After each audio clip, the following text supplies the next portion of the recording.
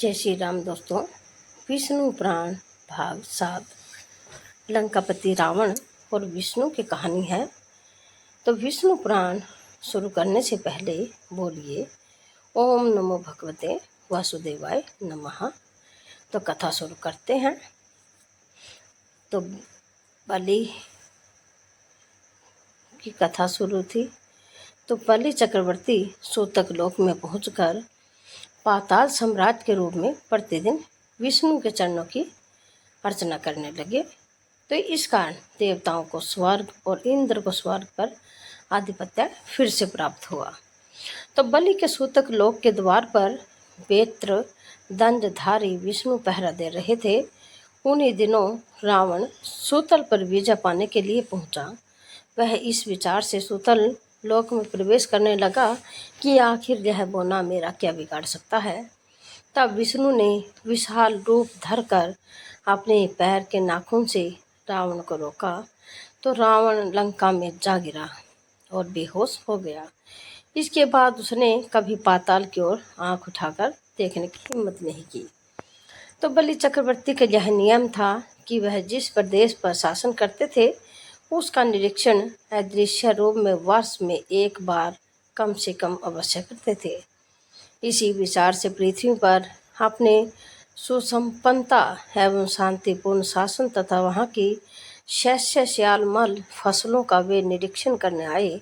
वे शैल्याओं को पुष्टि और जीवन शक्ति प्रदान करते, कृमि कीड़ों से उनकी रक्षा करते। उनके स्वागत के रूप में दीपावली पर्व मनाया जाता।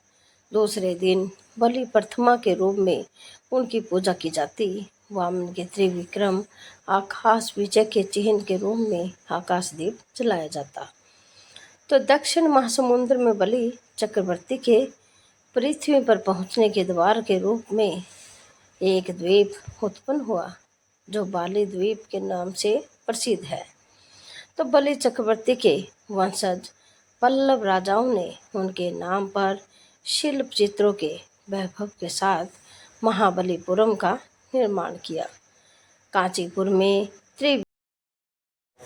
त्रिविक्रम वामन अवतार की मूर्ति प्रतिष्ठित है। बलि चक्रवर्ती के शासनकाल में जो क्षत्रिय अनुशासित थे वे बाद में वृक्ष श्रृंखल हो उठे। वे जनता को अनेक प्रकार से सताने लगे। उनके अत्याचारों से जनता में असंतोष फैल गया। पीड़ित प्रजा हमेशा अपने राजा को कोसती रही। राज्य छोटे मोटे टुकड़ों में बट गए। राजा भी परस्पर लड़ने लगे। इस कारण वे भी दुर्लभ हो गए। सब जगह अराजकता फैल गई थी। हालत ऐसी थी जिसकी लाठी उसकी ही भैंस। उसके शासन में जनता त्रस्त हो उठी। उस हालत में विष्णु ने 10 अवतारों से छठा परशुराम का अवतार धारण किया था। जंगल को समूल काटने के समान 21 बार शक्तियों को परशु से निर्मूल किया और यह साबित किया कि जब जिसकी आवश्यकता होती है उसकी पूर्ति करने के लिए वे अवतरित हुआ करते हैं। उस काल में धरती पर शासन करने वाले शासकों के सिर मोर है चक्रवर्ती कार्तवीर्यार्जुन सुदर्शन चक्र के अंश को लेकर पैदा हुए थे। किसी जमाने में विष्णु योग निद्रा में निगम थे। तब उनके शंख और चक्र के बीच तर्क वितर्क हुआ। तो इस पर चक्र बोला, सहस्त्र किरण वाले सूर्य को तराशने पर जो रज निकला उसी से विश्वकर्म ने मेरा निर्माण किया। सहस्त्र कोणों के साथ श्रीप गति से घूमते हुए मैंने ही तो असंख्य राक्षसों का संहार किया था। मुझे धारण कर विष्णु चक्रसी के नाम से विख्यात हुआ। तुम तो सिर्फ धवनी करते हो और कुछ नहीं जानते। इस पर पांचजन्य शंख क्रोध में आ गया और बोला, हे चक्र पुरुष, तुम्हारा ऐसा घमंड, तुम पृथ्वी पर एक घमंडी राजा के रूप में पैदा हो जाओगे। विष्णु मुनि पुत्र बनकर लकड़ी चीरने वाली कुल्हाड़ी से तुम्हारा घमंड तोड़ देंगे। शापित चक्र पुरुष कार्त वीर अर्जुन से के रूप में पैदा हुआ और उन्हें है साम्राज्य का चतुर्दिक फैलाया। वह भगवान के अवतार रूपधारी दत्तात्रेय के भक्त और शिष्य भी थे। उनके अनुग्रह से कार्तवीर्य अर्जुन ने अनिमा आदि सिद्धियां और अनेक शक्तियां प्राप्त की। जरूरत के वक्त असंख्य आयुधों के साथ उसको 1000 हाथ प्राप्त हो जाते थे। जो सूत महर्षि ने समझाया। इस पर नैमिषारण्य के मुनियों ने पूछा, सूत मुनिंद्र, दत्तात्रेय विष्णु के अवतार ही तो हैं, पर हम यह नहीं जानते कि भगवान विष्णु दत्तात्रेय कैसे कहलाए और क्यों। इसलिए हम दत्तात्रेय की कहानी सुनने की इच्छुक हैं। सूत महर्षि ने दत्तात्रेय की कहानी शुरू की। अति महर्षि ने पुत्र की कामना से भगवान के रूप में विष्णु का स्मरण करते हुए घोर तपस्या की। तो विष्णु अपने साथ ब्रह्मा और शिव जी को लेकर प्रत्यक्ष हुए और महर्षि बोले, आदित्य महर्षि, मैं तुम्हारा दत्त बन गया हूँ। हम तीनों एक ही हैं, इसलिए त्रिमूर्तियों के अंश से मैं तुम्हारा पुत्र बनूंगा और दत्तात्रेय के नाम से पुकारा जाऊंगा। जो कहकर वे ब्रह्मा और शिव जी के साथ अदृश्य हो गए।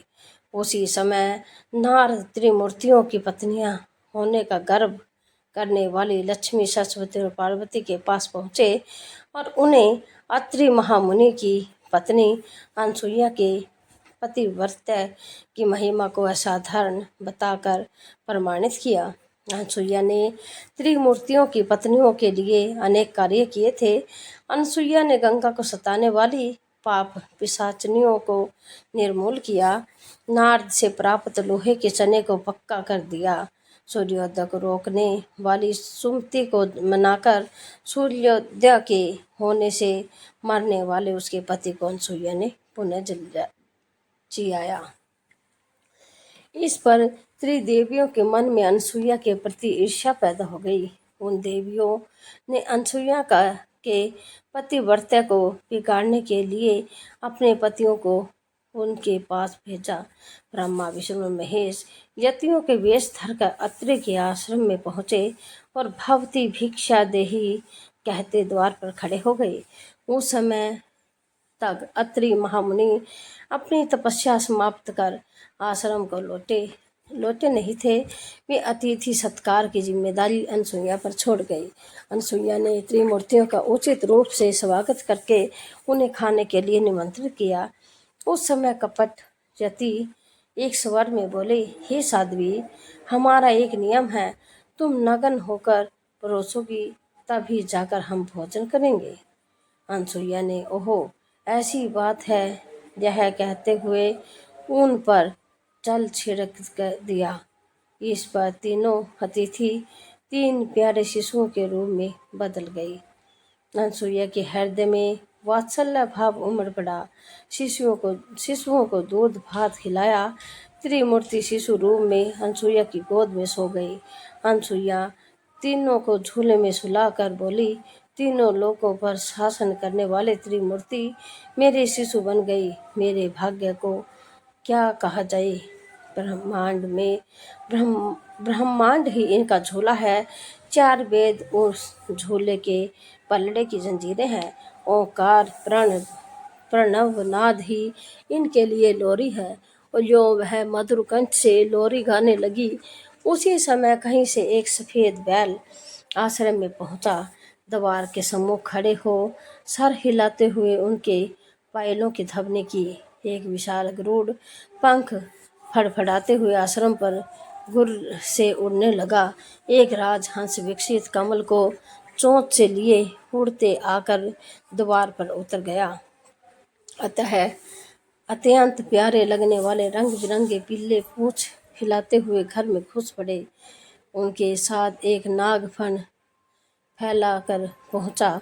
उसी समय महती वीणा पर नीलावरी राग का आलाप करते नारद और उसके पीछे लक्ष्मी, सरस्वती और पार्वती आ पहुंची। नारद अनसुईया से बोली, माता जी, अपने पतियों से संबंधित प्राणियों को आपके द्वार पर पाकर ये तीनों देवियां यहाँ पर आ गई हैं। ये अपने पतियों के वियोग से दुख से तड़प रही हैं। इनके पतियों को कृपा इन्हें सौंप दीजिए। अनसुईया ने विनयपूर्वक तीनों देवियों को प्रणाम करके कहा, माताओं, उन झूलों में सोने वाले शिशु अगर आपके पति हैं तो इनको आप ले सकती हैं। तीनों देवियों चकित होकर देखा, एक समान लगने वाले तीनों शिशु गाढ़ी निद्रा में सो रहे थे। इस पर लक्ष्मी, सरस्वती और पार्वती संकोच करने लगी। तब नारद ने उनसे पूछा, आप क्या अपने पति को पहचान नहीं सकती? आप लजाइए नहीं, जल्दी गोद में उठा लीजिए। देवियों ने जल्दी में एक एक शिशु को उठा लिया। वे शिशु एक साथ त्रिमूर्तियों के रूप में खड़े हो गए। तब उन्हें मालूम हुआ कि सरस्वती ने शिव जी को, लक्ष्मी ने ब्रह्मा और पार्वती ने विष्णु को उठा लिया है। तीनों देवियां शर्मिंदा होकर दूर जा खड़ी हो गई। इस पर ब्रह्मा, विष्णु और महेश इस तरह सट कर खड़े हो गए मानो तीनों एक ही मूर्ति के रूप में मिल गए हों। उसी समय अत्रि महर्षि अपने घर लौट आए। अपने घर त्रिमूर्तियों को पाकर हाथ जोड़ने लगे। तभी ब्रह्मा, विष्णु और महेश ने एक होकर दत्तात्रेय रूप धारण किया और मध्य भाग में विष्णु तथा एक और ब्रह्मा और दूसरी तरफ शिव के मुखों के साथ हाथों में शंख, चक्र, गदा, पद्म, त्रिशूल व कमंडलू तथा कंधे पर लटकने वाले भिक्षा पात्र सहित त्रिमूर्तियों के रूप में विष्णु दत्तात्रेय का अवतार लेकर अत्रि और अनसुईया के पुत्र बने। कार्तवीर्य अर्जुन दत्तात्रेय की पूजा करके महाशक्तिशाली बनकर विशाल सेनों को लेकर विजय यात्रा पर चल पड़े। जमदग्नि महर्षि के पुत्रों को में राम आखिरी व्यक्ति थे। सदा कुल्हाड़ी लिए हुए आश्रम व जनपदों का निर्माण करने तथा जमीन को खेती के लायक उपजाऊ बनाने के लिए जंगलों को काटना ही उनका प्रमुख कार्य था। हिमालय में तपस्या करके उन्होंने शिव जी को प्रसन्न किया तो शिव जी ने उनको बड़ा ही प्रभावकारी परशु प्रदान किया। उस परशु को धारण करके वे परशुराम कहलाए। भृगु वंशज होने के कारण वे भार्गव राम नाम से भी विख्यात हुए। इस समय परशुराम की माता रेणुका देवी नदी के तट पर गई और देर तक न लौटी। जमदग्नि ने अपनी दिव्य दृष्टि से पत्नी को देखा और समझ गए कि वह उस वक्त क्या कर रही थी। चित्ररथ नामक गंधर्व अप्सराओं के साथ जल क्रीड़ाएं कर रहा था। रेणुका तन्मय होकर उस विलास को देख रही थी। इस पर जमदग्नि क्रोध में आ गए और अपनी पत्नी के लौटने पर जमदग्नि ने पुत्रों को बुलाकर माता का सर कटवाने का आदेश दिया। परशुराम के भाई यह जघन्य कार्य करने को तैयार न हुए। जंगल से लौट कर आए हुए परशुराम को देख जमदग्नि ने उनको आदेश दिया कि वह अपनी माता और भाइयों के सर काट डाले। परशुराम ने इसका प्रतिरोध किए बिना अपने भाइयों तथा माता के सर काट डाला। जमदग्नि ने प्रसन्न होकर पूछा, बेटा तुम कौन सा वर चाहते हो, मांग लो। भाइयों तथा माता जी को जियाइए। परशुराम ने जमदग्नि से वर मांगा।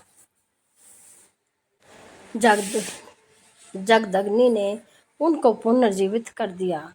अपनी तपो महिमा के प्रति परशुराम के विश्वास तथा उनकी सूक्ष्म बुद्धि पर जमदग्नि ने प्रसन्न हुए और आशीर्वाद दिया।